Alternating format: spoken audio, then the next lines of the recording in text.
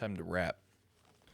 In the Benzio, why do I let this grow? Hey, Must be the something. money. A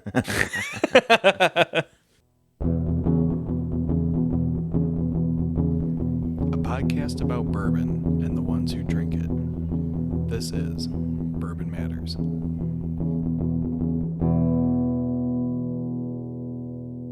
Welcome to Bourbon Matters. I'm Jake. I'm Dan.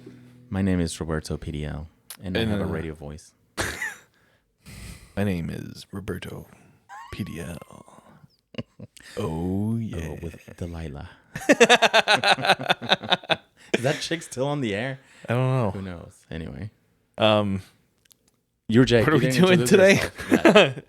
So today we're drinking Barnstormers, which is a distillery out in Rockford, Illinois. Today we're having their 40 Winks barrel proof. Yes. Which Dan will tell us about in a little bit. But first, we want to talk about our trip out to the distillery and then the other exciting thing that Dan did earlier in the week. Yeah. So let's start with Dan's adventure on Monday. Yeah, we mentioned it before when Jake and I had went down to Whiskey Acres in DeKalb, which is another local small distillery about an hour and a half away. We went down there because we were at a tasting in Libertyville where they came and gave us kind of a rundown of their entire line and gave us a sample of a special release they were doing. So we went down there. We weren't going to stay long, but for some reason we had a drink or two or four, and we're there for late enough for the tour. And one thing that they talked about on the tour is whenever they need to do bottling to save money, they just ask for volunteers to go bottle for a little bit. Damn. And I'm like, yeah, that sounds exciting. And since I'm Unemployed and living in a blue tent, I checked on Sunday, and on their Facebook, they had put a message up that they were looking for bottlers on Monday. And I'm like, well, I have nothing to do. I have nothing better to do. I might as well go bottle some whiskey. Yeah. Wow, that's good for you, man. Yeah, went down there. It was fun. So in just about 2.5 hours, we did just over 1,000 bottles. They had, I think, 12 or 13 volunteers plus 2 people from the distillery.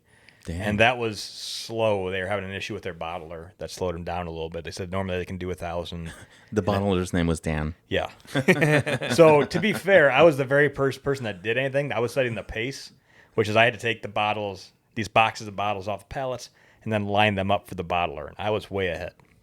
Nice. Okay. We were waiting on her. Julia, you need to pick your speed up a little bit. Oh, she went down there too? No, not her. Julia is the name of the bottling manager. And also the tour guide and also one of the bartenders is Julia. Everybody's Julia. Yeah. This is Julia. This is my daughter, Julia. But Yeah, it Italian was. family. Everybody's like Joe or what the girl's name? I forget. But anyway. It's a small distillery, so everyone has about 4 or 5 jobs. But it was cool. That's 5 more jobs than you have. Yes. Yes. I tried to get one when I was there. They weren't hiring. But no, it was fun because you're doing it as we were doing the bottling. It's in the exact same area where the stills are, and they were distilling that morning. And Rob, the master distiller that was at Whiskey Acres, went. Like you just see him go up to the still and put the glass underneath as the liquid is coming out, take a smell, and dump it out. And he did it a few times until he was happy with the smell, and he switched it over, and that was the hearts coming through. Wow. But That's pretty neat. That's one of the things that I watched. I think it's called Master Distiller on Discovery. It's like a distilling competition show with the Moonshiners guys. Oh, nice. It's a pretty cool show. But they, talk about the heads, hearts, and tails, but they don't tell you how you tell.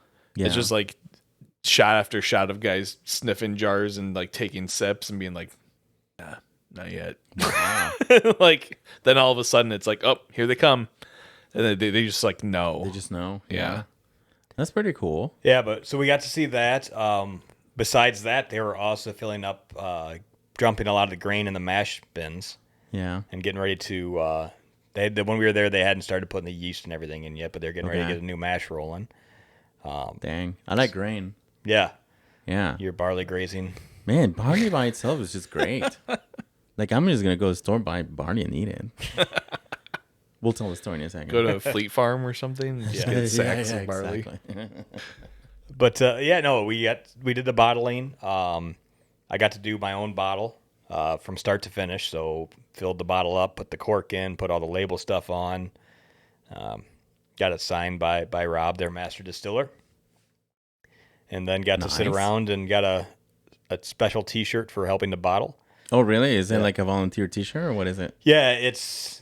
I'm wearing their agricultured shirt right now. Whiskey Acres they grow all their own grain and everything there. Okay. So they're more of ag people than whiskey people. So I got my nice agricultured shirt on. So they grow their own corn and everything? Corn, bar. The only thing they don't do is malt their own barley. Yeah. Okay. Yeah, you got to send it to them all. Yeah, but they grow their own barley, but they send it off to get malted. But they grow the rye there. They grow wow. all the different varieties of corn that they like experiment with. They grow on property and harvest and everything. Now I want to go. It's cool. It's a 2,000 acre farm there, and I think it said 8% of the farmland is just for the distillery, and everything else is still just a commercial 2,000 acres? Holy crap! Should be called Whiskey 2,000 acres. It's cool. They have a big solar panel field out there, and everything there is run off solar. They did say that they draw from the grid at night, but they make enough during the day to sell back. So they're basically energy neutral. Or they probably get money back. Yeah. Yeah. Wow, that's crazy. They recycle a bunch of their water too. Yeah. Really? The water's all for the water that keeps it still cool is all recycled. Well, the pee. Recycle it. Put it back in the corn. No? What?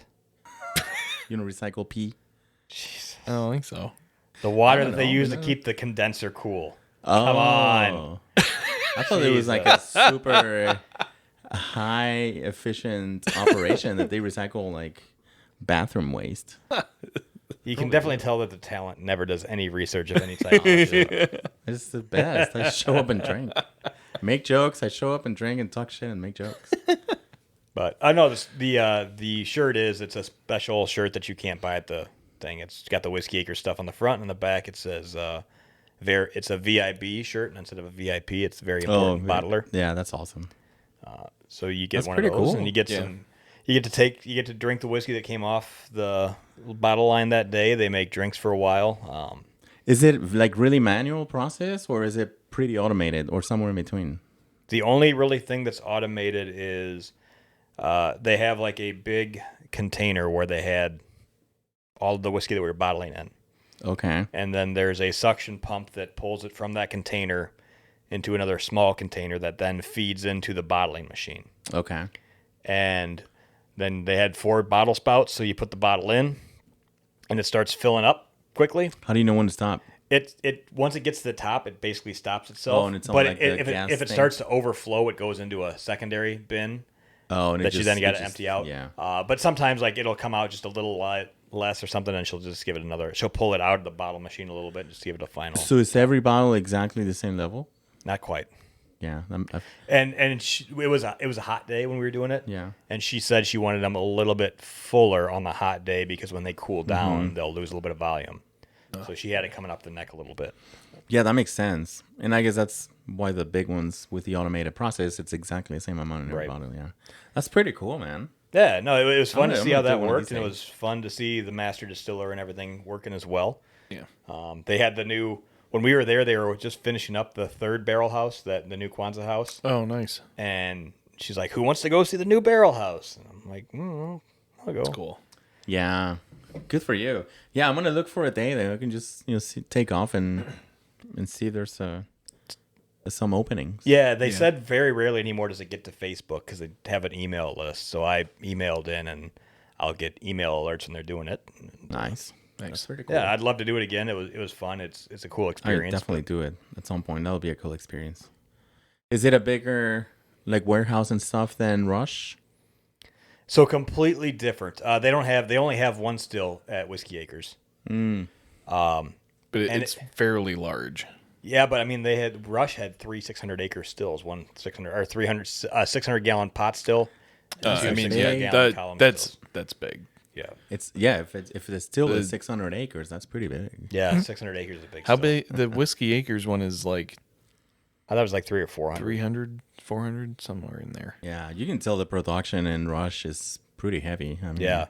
and And people are cranking out liquor. It's funny too because the difference is in distilleries they are completely different. Yeah. Whiskey Acres is on a farm, and there's farm tractors everywhere. Yeah. It's the distillery is an old farm building. Wow. And you can tell that farmers are there. Everything's not quite perfectly put away. Everything's where Rush Creek was very surgically clean. Wow. Looked like you could have done surgery. It was, it was super clean. Yeah, and they're doing contract distilling and stuff, where Whiskey Acres is only producing their own. And they only sell in Illinois currently. Right. Okay. Very nice. But they said that during the summer months they do about 2 bottling runs a month during the 3 hottest months, and you're figuring that's about 1,100 bottles, probably about 2,200 bottles a month they're putting out. And then they said in the spring, summer, winter, or spring, fall, winter, they're usually doing 3 to 4 bottles. Bottlings a month. Oh, okay. That's awesome. Good for you. That's a good experience. Yeah, Did you get drunk? Did you try it? I got a little drunk at the end because there was an issue with the people that were supposed to provide us lunch. Forgot to provide us with lunch. Oh, and they felt bad, so they're like, well, we'll just keep the bar open for you guys for a little bit longer. So then I hadn't eaten breakfast, and there was no lunch, and I had an old fashioned, and then they had they were making a whiskey margarita. Oh, wow. Which I don't like tequila that much, and the whiskey margarita is actually pretty damn delicious. Yeah. What do they put in that margarita? Just regular margarita mix, or I took a picture of it because I want to try and make it, but it had like agave nectar and things in it as well.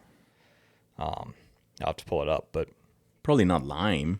That would be kind of weird. I don't think it was. Lime whiskey. They had like a black lava sand as the rim sand on it. Interesting.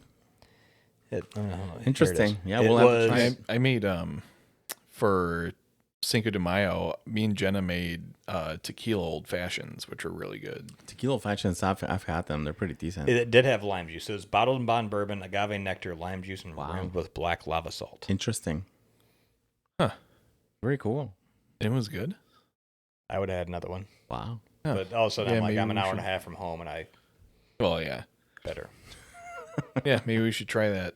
We should try that. I've got agave downstairs. That'll be a good mix. Yeah.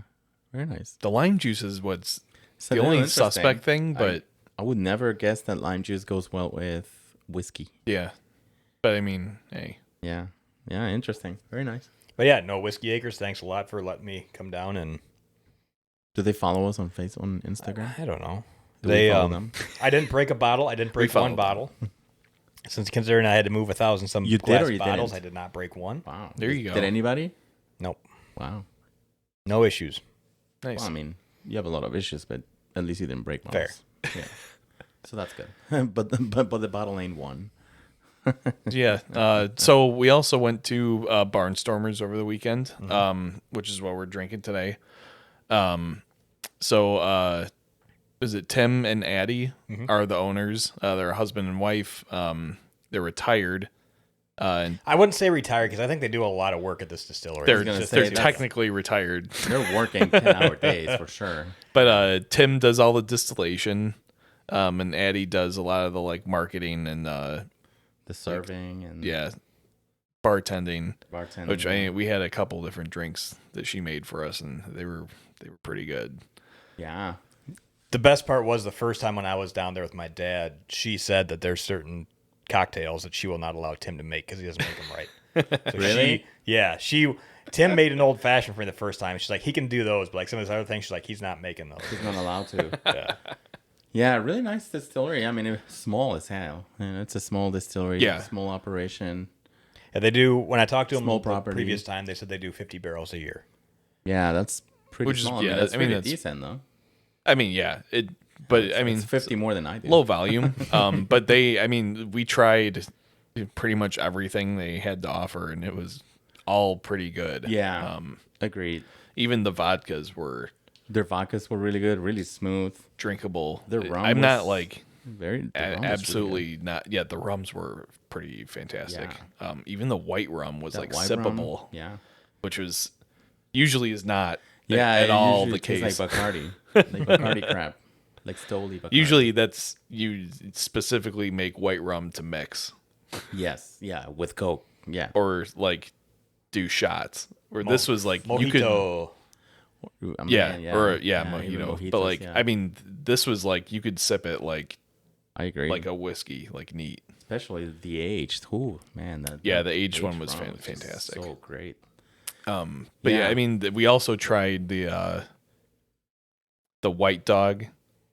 We tried the bourbon and the rye. Yeah, which they don't have the rye available yet. This was one of the first batches, I think, that they're barreling now. Yeah, but that rye White Dog was really good. Yeah, it was very, very sippable. Yeah, which White Dog can be really hard to sip, just because it's so strong. Yeah, both of them were very tasty. Yeah. For clear liquor. Yeah, for unaged, right out of this distillery liquor. Yeah, it was good though. I forget the proof of the White Dog. It was like 150 something. No, it wasn't that high. I think it said it was like 130 something. Yeah. Really? Wow. Interesting. But I mean, it didn't really taste like it. No, it didn't taste bad. I mean, they don't have like the big massive still. What they were the column at the top of the pot only had 4 different plates in it. So you need the more plates. The more plates you get, the higher proof you can go on it. Yeah. So they don't come off very hot. So like their barrel proof is 120. And I think the White Dog wasn't much higher than that. Yeah. Not like the Rush 160 Rush Creek something. 160 something. That was. They have was that 100-gallon still? I don't know. I think it was. I think it was somewhere around there. Yeah. Yeah. I think it was a little more than that because I think.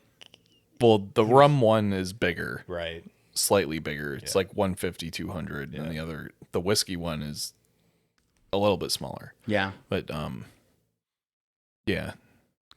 I enjoyed it. It was a really nice place. It was fun. The hospitality was great. The 2 of them just taking care of everybody. It was busy. Like at some point, the barn. The hangar? Don't you have a pilot's license and you don't know what a hangar is? That is not a hangar by any way you split it. That's not a hangar. It has the hangar door on the side. That's the only thing it has. Might as well call it a garage or something. I don't know. But it was busy. I mean, there were families there. There were people there. There were people hanging out, playing cards. I was not expecting really anything because you were telling us like, well, it's really just a hangar with people pouring drinks and then the small warehouses. And with the warehouses, the rick houses are train box cars. It's train box cars, which I can only imagine how hot it gets in there. But then it probably cools off pretty quick because it's metal at night. So. Obviously they were saying the temperature changes is what they want. Yep. The extremes, because then it gets really hot and then really cold at night, and that's awesome, right? Mm-hmm. I didn't know. You think about alcohol, it's like, well, maybe the extremes aren't good, like it'll ruin the drink or not. But I didn't know they were good for the alcohol. More in and out of the barrel, man. Yeah. Cold pushes it out. Once it's bottled, you don't want it. No, right. It'll ruin. Yeah, if it's bottled. Or it'll blow the cork out like the Knob 12 that exploded in Dan's car. It'll explode. Yep. Yeah, but that was cool. That it was really, again, you drive into the property. It's small. It's one road. They have their house and then the hangar, not the garage. And then it was cool to see. I was not expecting a lot. And then when I got there, it's like, oh, shit. Like, there's overgrowing weeds on the train cars containers, so it's like you didn't even know that's where they're aging their barrels. But then they start telling you the whole story, and I mean, Tim and Andy were just so nice. Mm-hmm. Yeah, very nice, very welcoming, and I am a believer that if you are, the more enthusiasm you put into your product, it'll reflect in the product, and when we get into this, I think that's true. Yeah. So yeah, I had a great time. Yeah, I mean, it was cool because Dan undersold the shit out of it. Yeah, he did. First off. Yeah, he did, man. I think the first thing we tried was the regular. I think we started bottle on bottle. I think kind of like no. No, we didn't. The regular. The regular bourbon. It was just It was just the regular bottle. Yeah, which was good, and then it kept getting better and better. It just kept getting better. And then they had, what did he say? The story about the barrel that at some point... The Captain's Reserve barrel. So that was, you guys are lucky that I'm nice because when I was there the first time, when I was talking to them, they gave me a sip of a special bourbon that they have that's coming out later this year. their final batch of it. And it was there's not much left in that glass jar. And she's going to pour us all 3. And I'm like, I've had one. I understand what this is. Let these other guys have a little bit more of this than trying to split this 3 ways. And it was a barrel that a few years ago we had a massive cold snap here in Illinois, and it got down to about -40, -50 below with the wind chills. And the barrel had been left outside. And then I don't know if it was the bung was bad or because it got so cold, but then it started leaking out of the bung. And Which the barrel is was absolutely the worst. Yeah. When your bung leaks. Yeah. Yeah, when it's this hot, my bung leaks a lot. Probably happens a lot under the blue tarp. But for various reasons. He's not sure if it was because of the extreme cold it was outside in, or the fact that they lost out a lot of the barrel, and it's just there's way less whiskey in there should have been. But you guys can talk about the flavor. But basically, when I took a sip of it the first time, he asked me what the proof was of it. Yeah. And I said probably about 100. Yeah. And or 95, yeah. It was 120. Yeah. And the flavors out of it were insane. Like I mean, it's similar to this, which we'll get into. Yeah. The barrel proof, but it was like the dial was cranked up. Yeah. Like everything was way bolder. Mm-hmm. A lot more.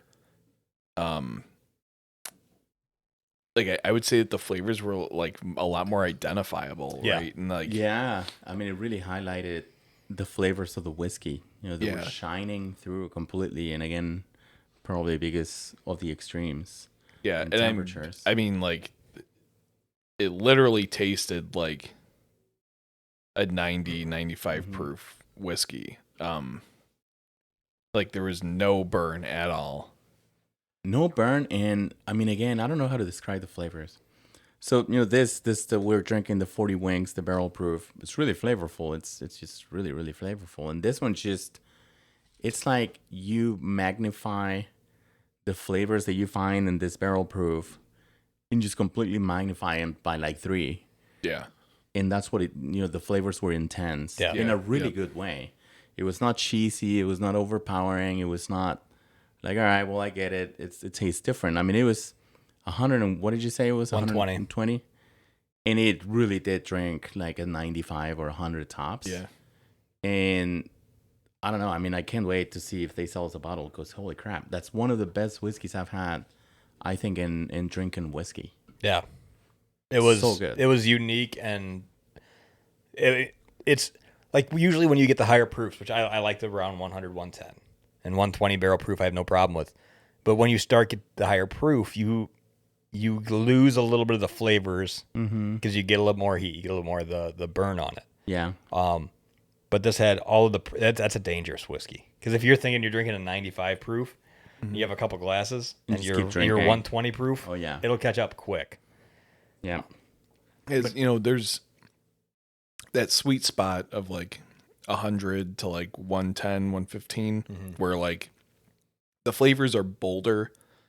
They're less diluted from the water, that you add to proof it down. Yeah. But then once you get into 120 and up, the alcohol overtakes it. It starts overpowering, yeah. So yeah, this was a very unique situation, like Dan said, where the alcohol's not cutting into the flavor profile. And that happens a lot even in good bourbons like Stag Junior. Yeah. Where the alcohol many times it's overpowering because it's like 125. Yeah. It happens in larceny, the barrel proof larceny to me. Sometimes the alcohol overpowers. It can happen in Elijah Craig barrel proof. Yeah. Like sometimes all you're tasting is the alcohol. Not in a terrible way, but in comparison to this, like this one's like, holy shit, there's no alcohol here. And all I'm tasting is like the amazing flavors of this whiskey. Yeah, it's like, and we talk about Tim and Eddie doing everything and being the bartenders and being the distillers and being the entertainment.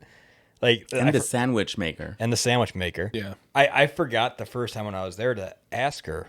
And so I asked her this time about the labels. Oh, yeah. I said, where do you get your labels from? So Barnstormer, it's basically another name for a crop duster for spraying crops. Single Dan prop does crops every day. He just walks and like crop dusting. just crop dusting left and right. But no, it's just a small single prop Smells plane. terrible too. You smell terrible. Well, you live under the bridge. Fair. But no, she designed the labels. Yeah. So, except for the one rum label was designed by somebody else. Yeah. Yeah. But everything else was designed by her, and they're beautiful. And they are beautiful. Yeah. I don't know if she's a graphic artist or what, or a graphic designer. But holy crap, those labels are pretty. Yeah. Like even this, if you look at the 40 Winks, it's a darker label. You can't really, you have to look closely to see these. And even then, the design is just nice and smooth and very pretty. Yeah. It looks like someone that's been designing labels for a while. Yeah. Yeah. And she's grabbed the computer software like, all right, let's do this. I mean, it is really nicely done. Shrilly. It was really good. And there was, I forget what bottle it was, but it was like a lighter blue and white label. And it was just beautiful. Is that the silver rum? That was my favorite. Maybe it was a silver rum, yes. Yeah. But it was just, she did such a good job. And, again, right now I'm holding the 40 Winks barrel proof. And it's what a nice label should look like. Yeah. And then I hit the microphone. So then the other thing we did there was we selected the mash bill for our barrel that we're going to do. Yeah, when we had talked about it after I had been there the first time, and we kind of talked about doing a wheated bourbon. Mm-hmm. And it changed quickly after he gave us the White Dog of the rye, which is 95% rye. Yeah. Now, we know that I'm not a massive fan of rye, but that was a very good rye White Dog. And we immediately, I would have no problem doing a high rye bourbon. So we've switched to we're going to be doing a high rye mash bill as soon as he gets information on when he's going to get his 10-gallon barrel in. We're going to do a 10-gallon run of it. We'll get everything squared away and paid off on, but 600? No, that was for the 5. It's going to be, he thought it was going to be around 13 to 14. That's fine. For the 10-gallon, but you get more than double because you lose less to evaporation. Right, 10 exactly. gallon. Yeah. So we'll have some bottles that we're, planning on giving away in exchange for cash. That's not called give giving it away, but you have to give us cash, or at least get 100 followers for us on Instagram, and then you get a bottle. Yeah.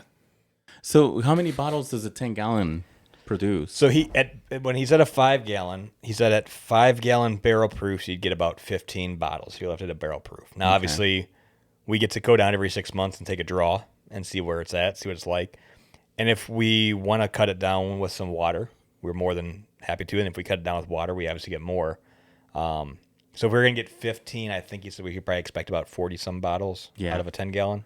That's perfect. We can give some away on Bourbon Matters Instagram, do a giveaway or something. I don't know if we can give away liquor. Yeah, I don't know if we can give away we, liquor. we can check. No, you're right. Especially I don't think we're allowed to ship liquor either. I'm pretty sure that's Yeah, that's a really good point. Darn freaking, can we buy an island somewhere and just in international waters and do whatever the hell we want? That'd be nice. And we should talk to Addie about designing a label. I'm willing to pay for one. So the only thing with the label that when I asked her about that is it would have to go through government things. TTB. To get a new label. So we don't want to do that. We could, she's like, we could put a banner on the label, but we'll talk to her. But I mean, even just we love their logo and their bottles. Yeah, I'm actually just okay with that. give them our color palette. Yeah. And then have a banner with our information on it or something. That'd be great. What was we going to call it? The Shrilly Nice High Rise? The Shrilly Nice High Rise. Yeah. Like the Sears Tower, a high rise. Yeah. We should call it the Sears Tower. I don't know. And we ended up going on, they had a tour then too. Yeah. Which we were not planning on staying for. We were not planning on staying. And they didn't think they were going to do a tour because Tim had to cook in the kitchen. But he was able to step away and do a tour. And man, we've been on a couple tours. And this is you didn't move. You walked into the bar. I stood in one place. You walked in. Well, yeah, you stood by the barley. By the bar. Grazed on the barley like a goddamn cow.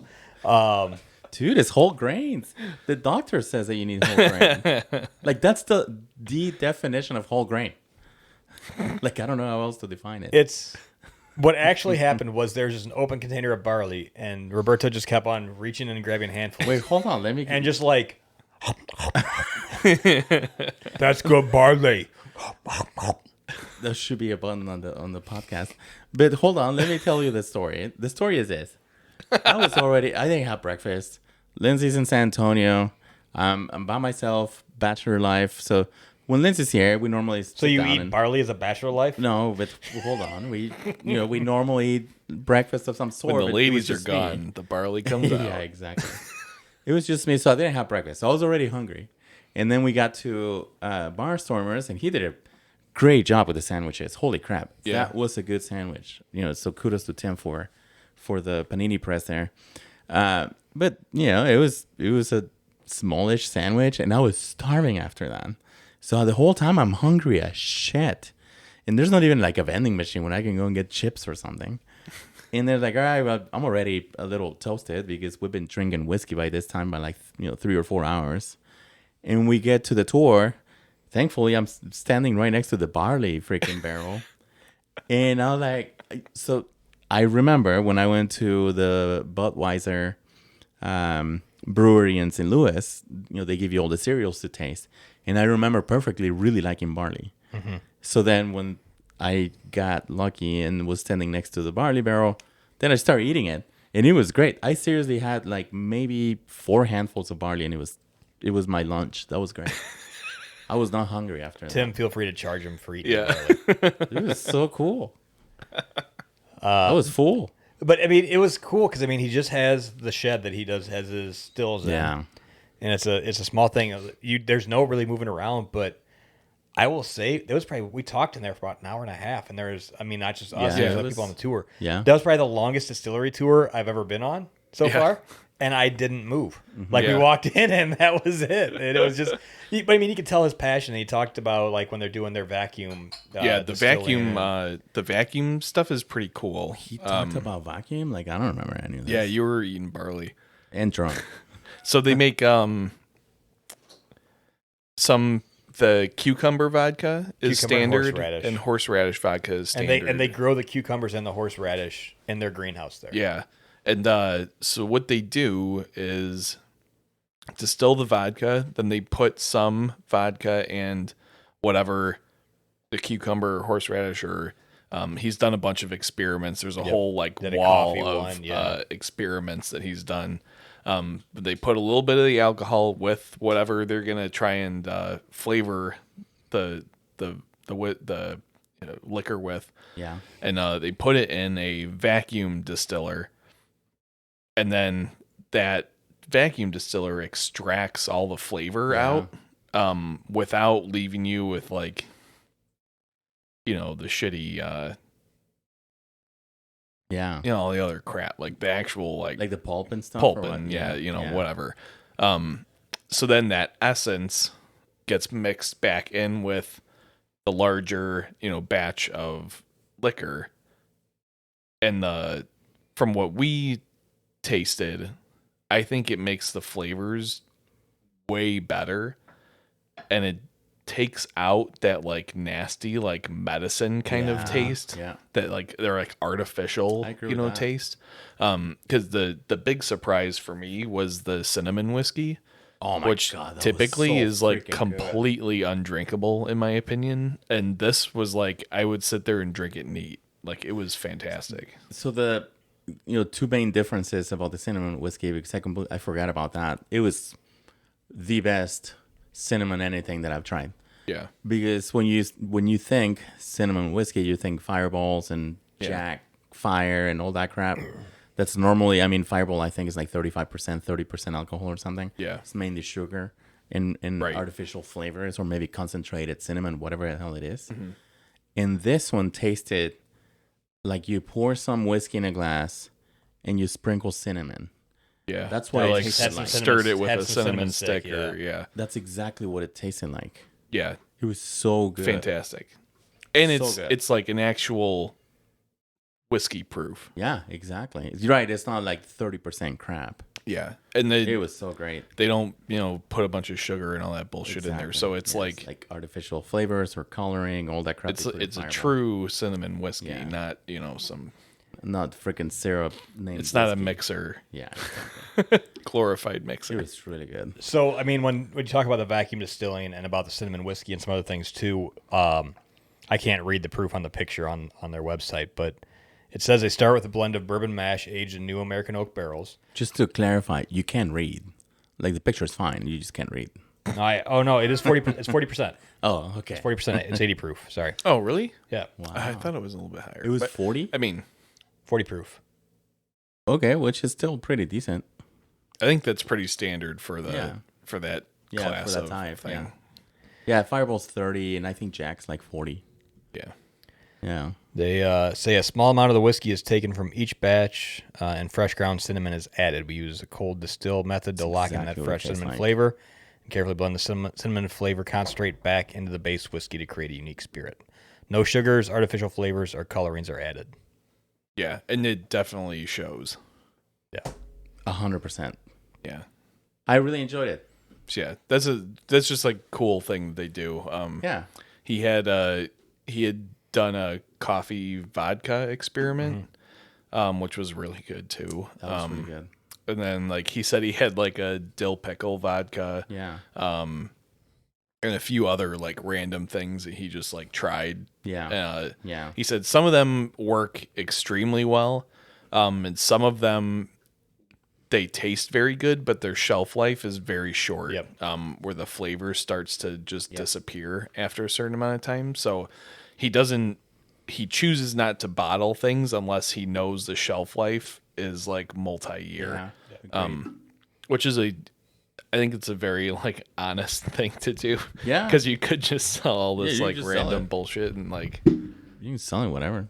but Well, so, I guess at some point we had to get into the whiskey, but to summarize my experience of Barnstormers is that, again, Dan undersold it completely. I was very nicely, pleasantly surprised when we went in. Even, again, it don't look like anything. It's a greenhouse, 2 train cars, and a small barn where he's got the distillery operation, and then the garage or hangar. There's no airplanes in there, but that's okay. Well, if there's an airplane in there, Roberto, we wouldn't be able to drink in there. Although they do have a panel of a 737 there. From Hawaii Airlines. On the wall from Hawaiian Airlines. So, Jake was so far off when he thought it was a 737. Thank God you were there to tell him that it wasn't a 737 and that it was actually a 737. From Hawaiian Airlines. So anyway, fair point. My experience is summarized by that's the type of people that should have an operation like this. Mm-hmm. They're entertainers. They're both entertainers. Tim's a quietish guy, a little. This is just a genius. Like a genius guy that a little. He's quiet until you start talking about whiskey. And then he just goes right into it. Right. And Addie's more way outgoing, very entertaining, and the guests focus, which is great. It's exactly what I liked about this. And I like the passion. And even if the whiskey didn't taste great, I like people that are like that, passionate about their product, putting a lot of effort and time and energy and just enthusiasm into it. I think it reflects in the product. I think it's reflected in their flavors and even just doing the small tour, like you said. I've been in many tours where, not the big ones because they hire professional tour people. But like the smaller ones, we were in one a couple of weeks ago. We were like, it was the owner, like, there's a still. What else do you need to know? Yeah. And this guy's just like giving you the full story, and you can, he lights up when he's telling these stories, which that's the experience that I want in a distillery, and that's also the flavors that I want reflected in a whiskey.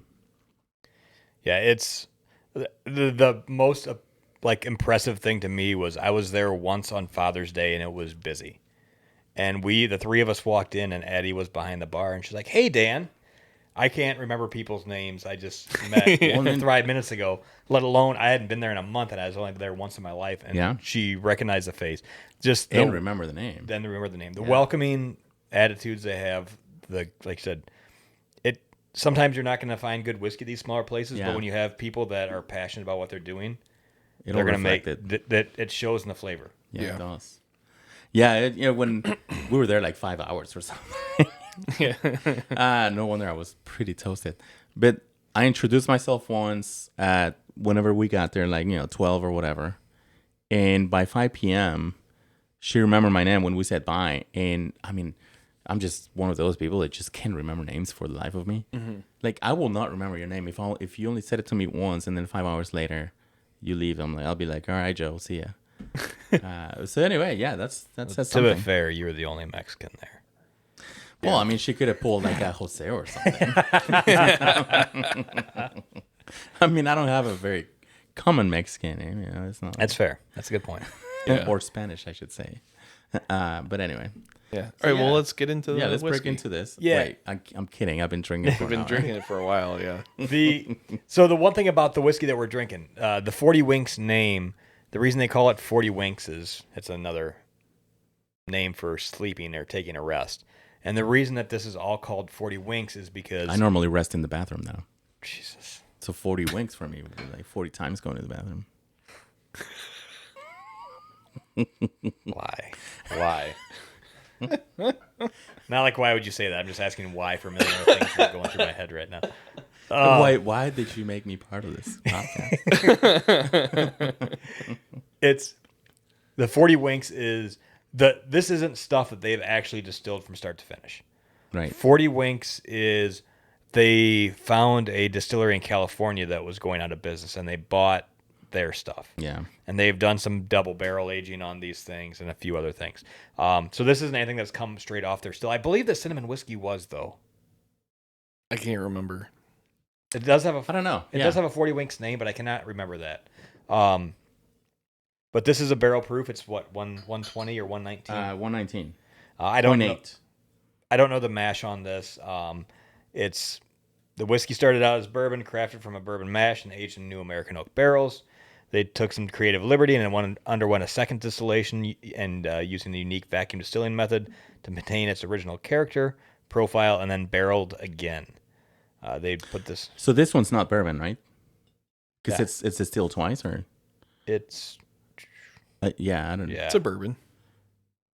I mean, it's over 51% corn. Yeah. It was aged in new charred oak barrels. Because they don't call it a bourbon; they call it a whiskey. Do they? Yeah, I think it would still qualify as a bourbon. I would think so. Yeah. Yeah. I don't know. But yeah, we bought a couple different things. I like their barrel proof quite a bit. I also think I got another one the previous time as well that I've used for mixing. You have the regular 40 Winks bourbon. Yeah, I have the which one is that? Just the It started as a bourbon, but it no longer qualified as a bourbon when they distilled it twice. okay. So now it's just a whiskey. Huh, okay. Yeah.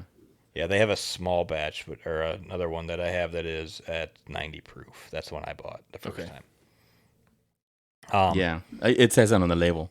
Start as a bourbon. Yeah, And then start as distilled a- it twice. And Yeah, so this is what they're putting out right now, just until their stuff starts coming off the still, and just from the White Dog we've. I mean, hell, even the moonshine we tried, yeah. and they had a lightly aged moonshine. Yeah. I mean, all their stuff that we had that was in a pretty raw form was very promising. Agreed. Yeah. In honestly, I don't know if we said this on the podcast or before we were just talking, but I don't remember getting a bottle, but I think I did. Like, I really don't remember. You also gave away the hat that you bought. I bought a hat and I gave it away. Where is it? Lexi. Lexi now. Oh. Lexi has it now. Well, I mean, I gave it to her. I do remember that part. So yeah, well, I mean, good. I mean, we can start talking this profile and everything about the whiskey if that pleases the court. I think the color, you can tell it's dark. It's a dark color. It's copper. It reminds me of the Peerless that we did last week. Copper is a good description. Right? Yeah. It reminds me of the Peerless that we did last week. It's really nice in copper. It's bold. It's a bold flavor. I mean, color for the whiskey, and that boldness is reflected in the smell. You know, in the nose, it's complex. It's sweet too. It's very sweet in a good way, not in a fireball crappy way. It's sweet. The corn is shining through very nicely. I get just sweet flavors like caramel and maybe even hints of chocolate at some point I got. Yeah. And then vanilla for sure. And definitely the wood It's flavor. almost like pastry shop. There you go. That's a good way to say it. It is like walking into a pastry shop. It is. Yeah. If again, the sweetness is noticeable in a good way. It's Now, there is like some savory in there too. yeah. Like it's not just all like sugar. You know, it's like Completely there's agreed. like some kind of savory going on. And I got hints of hot tamale too. Umami. Umami, wow. There you go. You know, it's 119, and the ethanol is there for sure. I mean, it's hard for it not to be at 119. It's there in the nose, and then we've been tasting this over the last hour, and it's there in the taste too. Yeah. It doesn't. But it's a good balance though. After like the second sip, Yeah, it goes away. it goes away, and it's again, it's noticeable. It's 120, but it's very nicely balanced as opposed to some of the whiskeys that we've tried that are higher proof, where all you taste is ethanol at some point. This one, the balance of the ethanol with the very rich flavors of the whiskey, I really enjoy that balance. It's easy to drink. It's easy to acclimate to. Yes, which is nice. And I could get in trouble. the burn, or the little bit of burn I get, it stays on the tongue. Yeah. It doesn't go down the hatch. It just kind of stays tongue forward. And the other thing with that is that's where all the oak flavor I'm getting is right on the tongue. Yeah. It's a lot And of oak. that's what's nice. Like the alcohol flavor or the alcohol burn stays with flavor. Yes. Rather than just like overpowering. It's not just and a burn, right? Yeah. It's a flavorful burn. So it's like it's tolerable and like it's not a detriment. More than tolerable in my opinion. Yeah. I mean, this is nice. Again, I can't stress enough the complexity of this. The flavors and again, the proof, the high proof, the spiciness of this. The spice is really nice. It's staying in my tongue right now. Mm-hmm. You know, even a few, maybe 2 minutes since I took the last sip, I still have the spice really nicely in there, and I really like that. That's why I enjoy the high rye. Mm-hmm. Yeah, I get like a cinnamon, type flavor in there. Also getting like cherry Coke. Oh, interesting. More in the front and middle than the finish. You know, I get the cherry. I don't get the Coke. That's interesting. Yeah. Yeah. For me, it's that like didn't get the Coke. Well, I mean, I went to Colombia last week, and what are we supposed to do after the show? Colombia. It was fine. We'll talk later. Roberto's a pilot. You owe me money. That's right. I do. I have a pilot's license for a very special reason. No wonder you get stopped by TSA all the time. Exactly. And I'm working on my submarine license too. He actually is the other Roberto de Leon. Yeah. Exactly. That's a really good story. So, I just great kudos to Tim and Natty, because again, if you see the distillery, if you see their operation, you just never imagine that this came out of there. Mm-hmm. You imagine that this came out of a big distillery in Kentucky. It is just so well done. I really enjoy this. Yeah. It doesn't seem like a small Rockford distillery. It's very good. We'll talk about it because I think the next few episodes we're actually going to do a bunch of local distilleries. So so over the next for Illinois, the next 3 after this, it will be 3 other Illinois distilleries that we've been to, and like. So yeah. Do we do Rush? No, Rush is coming up. What's next? You'll do Blom next. You did the Blom Brothers and Blom Brothers, yeah. Yeah, Blom Brothers is next, then Whiskey Acres, and then Rush Creek. Yeah. You know what I'm getting now that I'm sipping even more? I'm Drunk? getting like hints of Boeing 777 fumes. Yeah, it's in there. It ages really well. But I did want to mention though, this distillery is like a mile away from a huge operation. It's a huge airport, which is Rockport, Chicago. Rockford. It's not Rockport. Rockford. Rockford, Chicago International Airport, which is about a mile away, if not less. Yeah, it's a couple miles down the road, yeah. And I don't know how they got Chicago into the name of that airport. I know, it's a that is solid interesting, hour and a half away. It is very interesting. But it is like an hour and a half away. It has like huge friggin' airplanes coming in because it's a big cargo airport. It's a large cargo airport. They got a massive UPS and Amazon They have up like there. 747s from UPS flying into this, 777s from Korean Air, and that's the one I saw. And that's the hints that I'm getting in this whiskey, which is perfectly fine with me.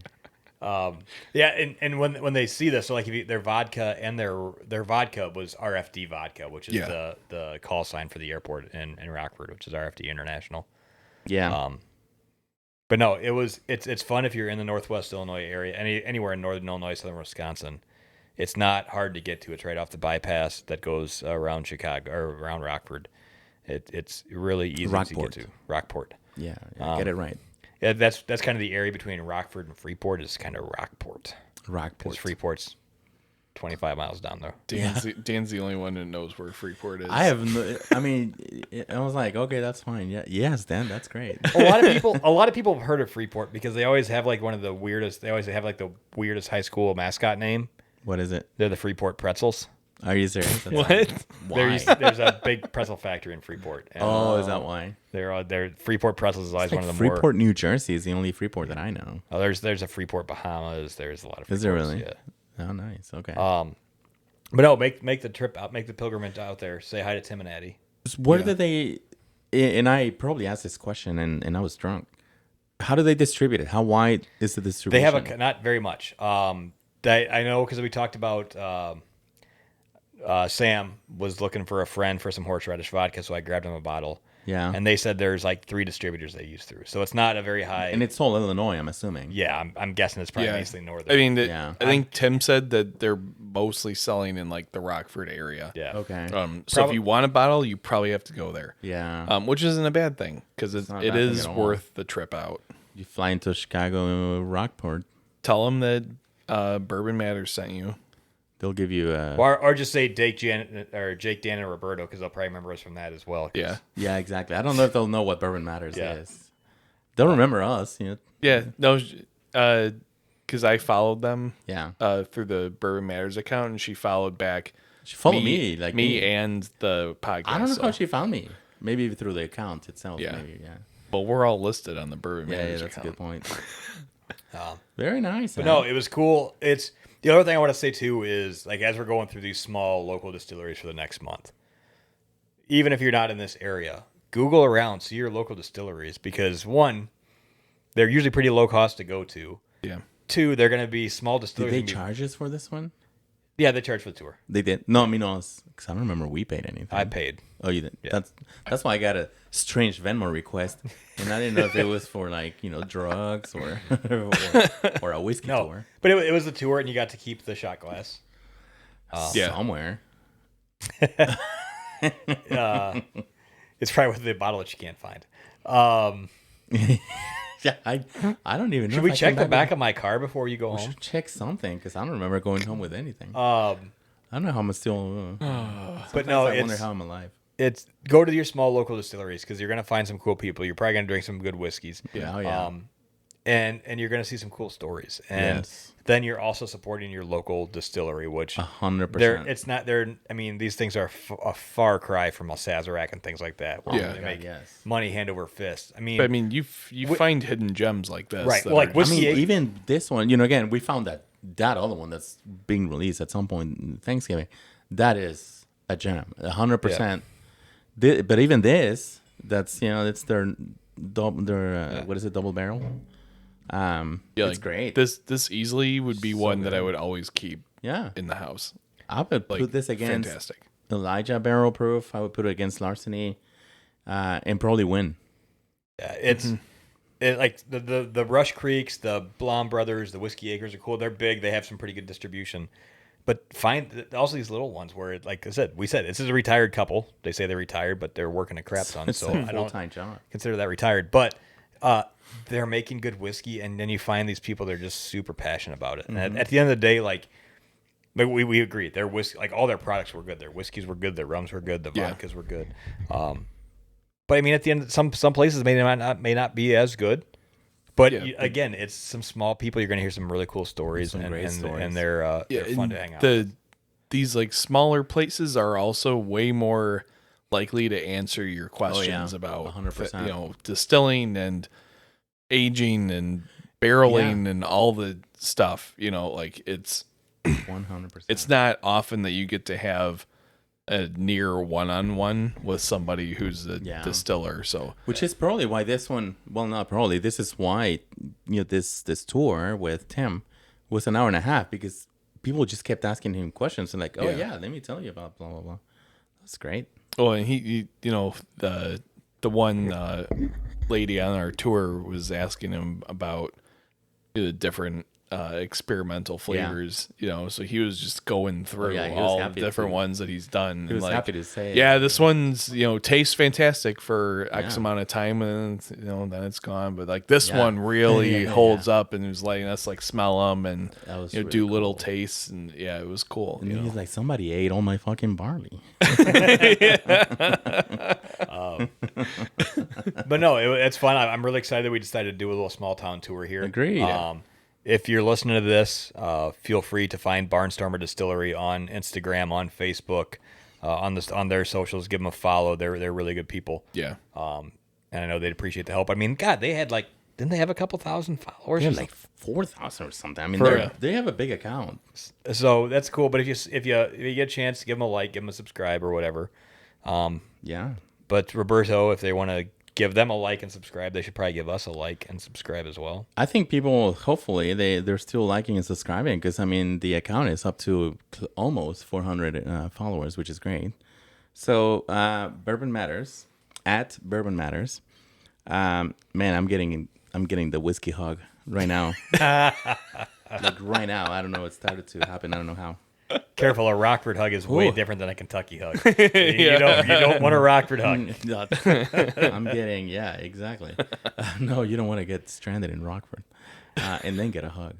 But at Bourbon Matters Instagram, we have a fun account. We have some nice reels, and we have the reel of Dan bottling some bottles at Whiskey Acres, and then Facebook, same thing, Bourbon Matters. We have a website which apparently is very popular in China.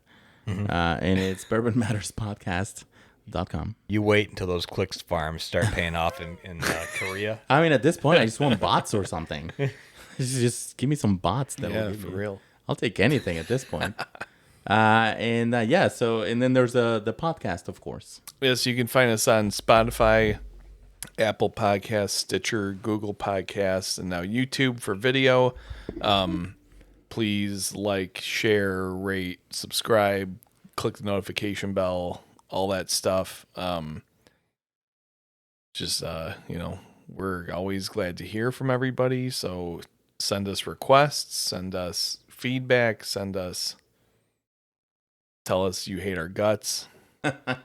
I'll take a death threat. We get a lot of that. We get a lot of that, especially for Dan. They're like, who's that Dan guy? Oh, okay, that's fine. Yeah, it makes a lot more sense. Cool. All right, well, we'll be going back down there again sometime. For sure. I'm in. But all right, guys. All right, cheers.